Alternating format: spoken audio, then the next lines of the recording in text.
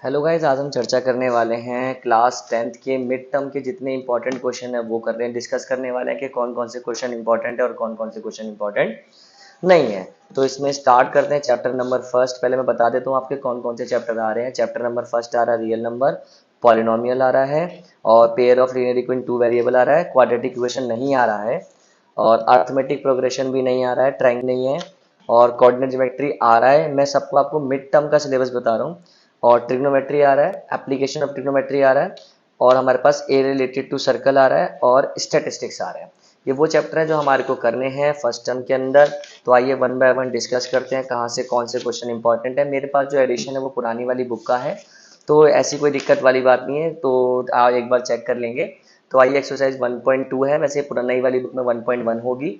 ठीक है जी। तो इसमें हमारे को करना क्या है, कुछ एक एक क्वेश्चन आप ट्राई कर लेना। वैसे इंपॉर्टेंट क्वेश्चन इसमें 6 है, 7 है, 4 है और 3 है। मैं एक बार पहले निशान लगा लिए थे ताकि ये थोड़ी सी दिक्कत कम हो। इसके बाद आप क्या करेंगे, ये जो 1.3 हमारे पास एक्सरसाइज है इसके अंदर रूट 5, 3+2√5 इरेशनल नंबर होते हैं। ये प्रूफ करने के लिए आप मान के चलो आता ही आता है। और जो एग्जाम्पल्स वगैरह हैं एक बार चेक करके जाइएगा।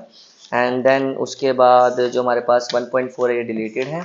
सेकंड चैप्टर में ना कई बार क्या होता है, जैसे कि इक्वेशंस के ग्राफ दे देगा, जस्ट लाइक इक्वेशन उठा के दे दी और वो पूछने लग जाता है कि इसका ग्राफ किस प्रकार का होगा। या तो एमसीक्यू क्वेश्चन में ये शेप डिफरेंट टाइप्स की होती है वो पूछ सकता है।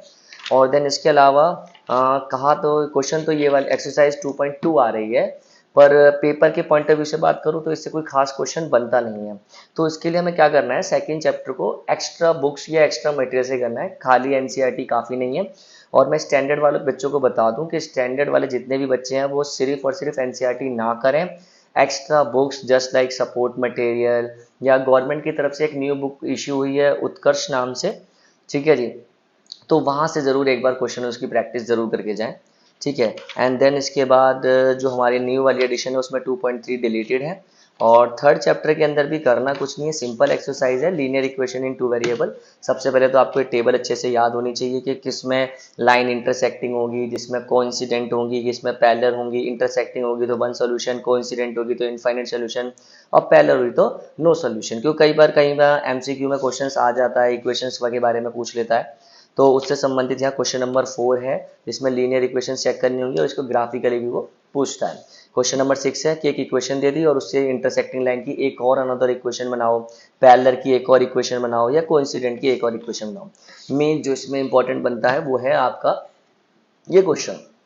ये कौन से क्वेश्चन है भाई, ये क्वेश्चन है स्टेटमेंट वाले और पेपर के अंदर बहुत ज्यादा देखने को मिलते हैं स्टेटमेंट वाले क्वेश्चंस। तो आपको ये ज्यादा मिलेगा थर्ड चैप्टर से। 3.3 के अंदर जितने भी स्टेटमेंट वाले क्वेश्चन है एक भी ना छोड़ें। इसके अलावा एक्स्ट्रा बुक और एक्स्ट्रा मटेरियल से भी आपको स्टेटमेंट वाले क्वेश्चन करने हैं। इसमें ज्यादातर अगर मैं बात करूँ एक इंपॉर्टेंट क्वेश्चन की, सम ऑफ 2 डिजिट नंबर इज 9, इस तरह का जो क्वेश्चन होगा सम ऑफ 2 डिजिट पे वो ज्यादा देखने को मिलता है। ठीक है।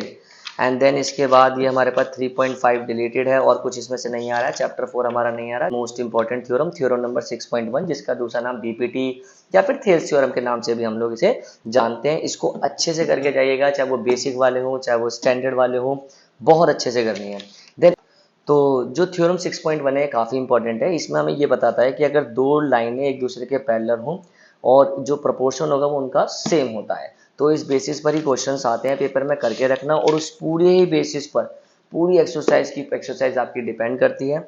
और इसमें अगर आपको प्रैक्टिस करनी है क्वेश्चन नंबर 3, 4, 5, 6 और 9, ये जरूर करके जाएं। और यहाँ पर जो आप देख रहे हो प्रपोर्शन के अंदर है, तो कई बार एमसीक्यू में इसमें से क्वेश्चन बनता है। देन उसके बाद अगर हम बात करें एक्सरसाइज 6.3 की, 6.3 का सारा खेलना सिमिलर ट्रायंगल के बेसिस पर है कि अगर दो ट्रायंगल सिमिलर हो जाएं तो उनके जो साइडों का रेशियो और प्रोपोर्शन होता है वो बराबर होता है। उस बेसिस पे कुछ इंपॉर्टेंट क्वेश्चन जस्ट लाइक 7 है, 8 है, बाकी 9, 10, 11, 12, 13, 14 ये करके आपको जाने चाहिए। कई बार पेपर में ना इसमें सेम टू सेम आता है, एडिशनल क्वेश्चन की प्रोबेबिलिटी कम रहती है। ठीक। देन आगे चलते हैं 6.1, ये बाकी सब डिलीटेड है तो आपको परेशान होने की कोई आवश्यकता नहीं है। मतलब सीबीएसई ने काफ़ी सारा कंटेंट डिलीट कर दिया और स्टडी को बहुत ईजी कर दिया, पर थोड़ा थिंकिंग ऑर्डर बेसिस ज़्यादा क्रिएट करे हो। 7 चैप्टर के अंदर आपको डिस्टेंस फॉर्मूला यूज़ करना है। डिस्टेंस फॉर्मूले पे जो क्वेश्चन बनेंगे 7, 8 और 9, 10, अगर इस क्वेश्चन को वो उठाते हैं तो वो केस बेस के अंदर इस क्वेश्चन को वो दे सकते हैं, तो इसलिए ओवरव्यू करके जाइएगा। कई बार बच्चे को कंफ्यूज करने के लिए कॉलिनियर जैसे वर्ड यूज़ कर देता है। कॉलिनियर क्या होता है, जब एक ही लाइन पर दो या दो से ज़्यादा पॉइंट होते हैं तो उसे कॉलिनियर कहते हैं। इसमें डिस्टेंस फॉर्मूला याद रखिएगा। इसके बाद में अगली अगली एक्सरसाइज अगर बताऊँ 7.2, तो इसमें आपको 2 से 3 तरीके फॉर्मूले हैं, जैसे कि आपका डिस्टेंस फॉर्मूला तो हमने वहाँ देख लिया, और इसके बाद सेक्शन फॉर्मूला हमें देखने को मिलेगा। फिर ये सेक्शन फॉर्मूला है m1 x2 m2 x1 अपन में m1 plus m2 m1 y2 m2 y1 अपन में m1 प्लस m2, ये रेशियो निकालने के लिए फॉर्मूला है। और कई फॉर्मूले इसमें मिड वैल्यू निकालने के लिए है, वही ज़्यादातर यूज होते हैं। ये जो केस बेस्ड आपको क्वेश्चन देख रहे हो, इस पे ये मतलब वैसे तो स्टेटमेंट है, पर केस बेस्ड क्वेश्चन कई बार देखने को मिला है, लास्ट एनसीईआरटी सीबीएसई के एग्जाम्स में भी हमने देखा है, तो ज़रूर करके जाइएगा। बाकी इंपॉर्टेंट क्वेश्चन सेकंड है, 5 है, 7 है, 8 है और आपका 9 है, जो आपको ज़रूर करके जाने। और एक एडवाइस मैं फिर बता दूं, अगर बच्चे के पास एनसीईआरटी की बुक है और वो उसने साथ के साथ बेसिक और स्टैंडर्ड, अगर बेसिक लिया है तो एनसीईआरटी ठीक है, एक्स्ट्रा भी करके जाए, पर अगर स्टैंडर्ड लिया है उसने तो भैया एनसीईआरटी से काफ़ी नहीं होगा, एक्स्ट्रा बुक आपको करनी ही पड़ेंगी। एक्स्ट्रा बुक में आप सपोर्ट मटेरियल है या फिर उत्कर्ष से जो न्यू बुक आई है वो ले सकते हैं, पीके गर्ग है, आर डी शर्मा है, एक्स्ट्रा मटेरियल बिल्कुल करके रखिए। ठीक, इसके बाद अगर मैं 8.1 की बात करूं तो इसमें भी हमारे पास कुछ इंपॉर्टेंट क्वेश्चन है, जैसे कि एग्जाम क्वेश्चन नंबर 4 ट्राई करिएगा, 7 है, 9 है, 10 है, इन क्वेश्चनों को जरूर करके जाए। मैं सिर्फ जो अभी एनसीईआरटी के इंपॉर्टेंट क्वेश्चन है उस पर चर्चा कर रहा हूँ। ये टेबल वैसे मैंने बनाना भी सिखा रखा है और आपको याद भी करके रखनी है, जिसमें साइन कॉस टेन तो मिनिमम आप याद करके रखो, बाकी साइन का इन्वर्स कॉसेक होता है, कॉस का इन्वर्स सेक होता है, टेन का इन्वर्स कॉट होता है, तो टेबल जरूर याद करके जाएं। इसमें इंपॉर्टेंट क्वेश्चन नंबर 3 है, बट बाय चांस कभी आ जाए तो फर्स्ट का फोर्थ या थर्ड आप ट्राई करके जाएं, एमसीक्यू सारे करने हैं, ये वाली कंडीशन याद रखना, पर इंपॉर्टेंट क्वेश्चन नंबर 3 है, 8.3 नहीं आ रही है। और देन उसके बाद एक्सरसाइज 8.4, जो ये नई वाली बुक में 8.3 होगा, क्वेश्चन नंबर 5 के सारे क्वेश्चन करने हैं, एक भी स्किप नहीं कर रहा है, मतलब यूँ समझ लो आपको क्वेश्चन देखते आंसर याद होना चाहिए कि भैया ये क्वेश्चन है और इस क्वेश्चन का आंसर ये। इसके बाद एप्लीकेशन ऑफ ट्रिग्नोमेट्री की अगर मैं बात करूँ, इसके एग्जाम्पल जरूर करके जाइएगा। स्टार्टिंग के क्वेश्चन इसके डिफिकल्ट नहीं है तो पेपर में पूछे भी नहीं जाते हैं। मेन जो है ना क्वेश्चन नंबर 6, 8, 9, 10, 12, 13, 14, 15 ये जरूर करके जाना। अच्छा, क्वेश्चन नंबर 16 जो है एनसीईआरटी ने डिलीट कर रखा है, तो बाकी इस चीज़ का ध्यान रखना। और इसमें ना मेन सारा कंसेप्ट डायग्राम का है, क्वेश्चन को करने के बाद डायग्राम पे जरूर फोकस करना कि यार डायग्राम मेरा सही है या नहीं है, तो अगर आपका डायग्राम गलत हो गया ना तो आपका पूरा क्वेश्चन गलत हो जाएगा, फिर सारी जितने भी आपने एक्स्ट्रा एफर्ट वगैरह लगाए सब खराब हो जाते हैं। तो मैं जरूर आपको एडवाइस दूंगा कि एक बार डायग्राम जरूर ओवरव्यू करके जाएंगे। फिर हम सेकंड चैप्टर नंबर 12 पे चलते हैं, एरिया रिलेटेड टू सर्कल, और इसमें भी एक ही एक्सरसाइज आ रही है आपकी 12.2 आ रही है।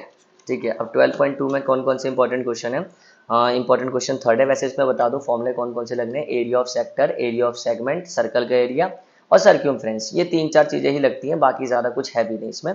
और क्वेश्चन नंबर 3 इंपॉर्टेंट है, 5 जरूर करके जाएं, 6 है, 7 है, 8 है। ब्रॉच वाला क्वेश्चन कभी आता है कभी नहीं आता है, तो ठीक है ओवरव्यू जरूर करके रखना, छोटी सी एक्सरसाइज है, ज़्यादा टाइम लगेगा ही नहीं। नाउ क्वेश्चन नंबर 10 इंपॉर्टेंट है, 11, 12 और 13, ठीक है, ये क्वेश्चन जरूर करके जाएं, प्लस एमसीक्यू के लिए थोड़ा सा एक्स्ट्रा भी पढ़ के जाइएगा। सारे फॉर्मुलेज आपको याद होने चाहिए, जैसे कि इसमें लगेगा area of sector theta upon में 360 pi R square, area of segment, segment का जो एरिया होता है वो होता है area of sector minus area of triangle, triangle के अंदर आपका थीटा देखना पड़ेगा, थीटा कौन सा है, क्योंकि थीटा 60 हो गया तो इक्विलेटरल ट्रायंगल आ गया, अगर थीटा 90 आया है तो 1/2 बेस इंटू हाइट लग जाएगा, पर वहीं अगर आपका थीटा चेंज हो जाता है 120 हो जाता है तो वहां पर आपको मैं तो एडवाइस दूंगा कि जो हमने प्रॉपर्टीज पढ़ी है चैप्टर 9 के अंदर या चैप्टर 8 में, पंडित भद्री प्रसाद हरर बोले पीबीबी अपॉन में एचएचबी करके, ठीक है, वो जरूर एक बार लर्न करके उससे आप ट्राई करेंगे, तो उसके लिए मैं एक अलग से क्वेश्चन निकाल के दूंगा। ठीक है, देन इसके बाद अगर हम बात करें स्टैटिस्टिक्स की, स्टैटिस्टिक्स में मीन, मोड और मीडियन ही क्वेश्चन आते हैं, पर एक्चुअली में पेपर में ना सिंपल नहीं पूछता, वो एक्स और वाई की फॉर्म में पूछता है, जैसे कि मैं आपको यहाँ दिखाता हूँ। और इसमें ना 3 मेथड है, जैसे मीन निकालने के लिए भी, मीन निकालने के लिए मेरे पास डायरेक्ट मेथड है और शॉर्टकट मेथड है जिसका दूसरा नाम एज्यूम मीन मेथड है और स्टेप डेविएशन मेथड है। तो क्वेश्चन में क्या होता है, अगर क्वेश्चन में कैलकुलेशन छोटी है, सिंपल है, सिंपल कैलकुलेशन होती है तो आप डायरेक्ट मेथड यूज करो, कैलकुलेशन डिफिकल्ट आ रही है, ज़्यादा बड़ी कैलकुलेशन आती है, मल्टीप्लाई ज़्यादा आ रही है, तो मैं आपको एडवाइस दूंगा शॉर्टकट करो। पेपर में डिफाइंड नहीं होता, अगर पेपर में पर बोला है कि स्टेप डेविएशन से करो या शॉर्टकट से करो तो आपको फिर उसी से करना पड़ेगा। ठीक है, तो आइए आगे चलते हैं। 14.1 में फॉर एग्जांपल क्वेश्चन नंबर 3 है, इसमें खाली एफ निकालने के लिए बोला है, ठीक है, पर इसमें ही कुछ क्वेश्चन ऐसे आते हैं जिसमें एक्स और वाई दोनों निकालने के लिए बोलता है, तो उस तरह के क्वेश्चन की जरूर प्रैक्टिस करके जाएं। उसके लिए आपको एक्स्ट्रा बुक्स, जस्ट लाइक मैंने आपको बताया सपोर्ट मटेरियल है, अगर आप इसे खोलते हैं तो इसके अंदर चैप्टर नंबर 15 के ही हम मैं दिखाता हूँ, 14 के स्टैटिस्टिक्स वाले क्वेश्चन है, अगर आप यहाँ ध्यान देखो F1 भी है F2 भी है, दोनों चीज वैल्यू के निकालना है और मीन का क्वेश्चन दे रखा है। कई बार ऐसे क्वेश्चंस भी आपको देके क्या कर सकता है, वो कंफ्यूज कर सकता है। तो मैं तो सलाह ही दूंगा कि एक्स्ट्रा बुक ज़्यादा से ज़्यादा करो अगर आपके पास स्टैंडर्ड है, और अगर आपका बेसिक भी है तो एनसीईआरटी के बाद एक्स्ट्रा बुकें ज़रूर करो। ये तो बात रही मीन की। अब हम आगे की तरफ चलते हैं, तो अब हम बात करते हैं मोड की। मोड का सिंपल फॉर्मूला है L plus F1 minus F0 अपन में 2F1 minus F0 minus F2 into में H दे रखा है। ये सिंपल क्वेश्चन है तो इसकी क्वेश्चन आने की प्रोबेबिलिटी कम भी होती है। तो क्वेश्चन नंबर सेकंड इसमें से ट्राई कर लीजिएगा, क्वेश्चन नंबर 5 ट्राई कर लीजिएगा।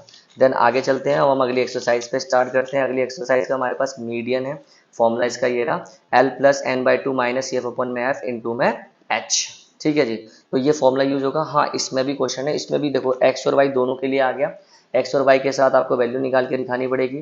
ठीक है जी, और देन क्वेश्चन नंबर इसमें सेकंड इंपॉर्टेंट है, थर्ड इंपॉर्टेंट है। अच्छा एक चीज और, 3 median is equal to mode plus 2 mean, यहाँ पर ये आइडेंटिटी है, इसका यूज भी कर सकते हैं पेपर में, कई बार एमसीक्यू के अंदर 1 मार्क्स में आता है। देन उसके बाद क्वेश्चन नंबर 4 भी जरूर करके जाएं। तो ये जो हमने डिस्कस करे हैं वो एनसीईआरटी बुक के इंपॉर्टेंट क्वेश्चन मिड टर्म वाले हमने डिस्कस करे हैं, जो आपको पेपर से पहले प्रैक्टिस करके जाने होंगे। तो उसके अलावा मैं फिर कहूँगा, अगर आपने बेसिक मैथ ली है ठीक है, एनसीईआरटी इनफ है, पर अगर आप स्टैंडर्ड है तो एनसीईआरटी इज नॉट इनफ। आपको extra books just like support material में आपको थोड़ा सा बताया तो ना, यहाँ पर ना जैसे कि सेकंड चैप्टर की हम लोग बात कर रहे थे पॉलिनोमियल की, तो ये रियल नंबर के भी काफ़ी सारे इंपॉर्टेंट क्वेश्चन है इसमें, पर पॉलिनोमियल के ना हमें एक्स्ट्रा क्वेश्चंस करके ही जाने पड़ेंगे।